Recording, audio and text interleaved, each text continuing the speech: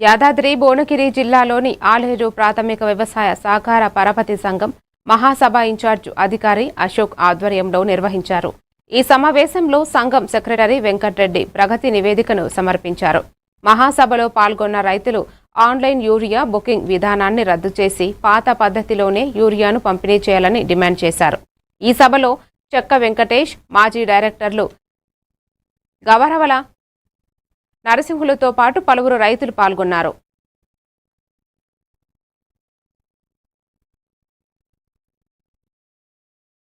వాళ్ళు ఏదైతే విధానాలను ఇచ్చారో ఆ విధానాలు పొందాలనేది వాళ్ళు తీసుకున్న నిర్ణయం. దాని ప్రకారమే మనం పోవాల్సి ఉంటుంది.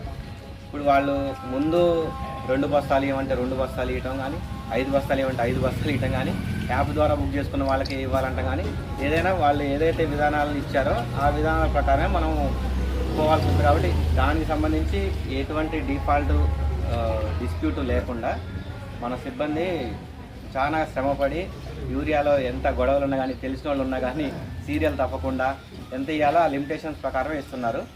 అందులో ఎటువంటి ఇబ్బంది లేకుండా చేస్తున్నాం. సార్ చెప్పినట్టు మేము దాన్ని ఇదివరకు కూడా చెప్పినాము. అధికారుల మీటింగ్లో దాన్ని మళ్ళీ ప్రస్తావన తీసుకొస్తాం. రైతు అన్నప్పుడు అందరికైతే రాలేదు. అదే ఇంకోటి ఏంటంటే బుక్ చేయడం అనేది అందరికీ పెద్ద పనులు ఉన్నాయి, చిన్న పనులు ఉన్న వాళ్ళకి చేయడానికి రాదు కదా, దాని దృష్టిలో పెట్టుకుని కొద్దిగా మీరు సడలింపులు ఏమైనా ఉంటే గవర్నమెంట్ అది కాకపోతే మీరు అది ఎప్పుడు ఆడతారు, యాక్చువల్గా పాత బుక్లు ఆడతారు చెప్పారు. వాస్తవమే అది.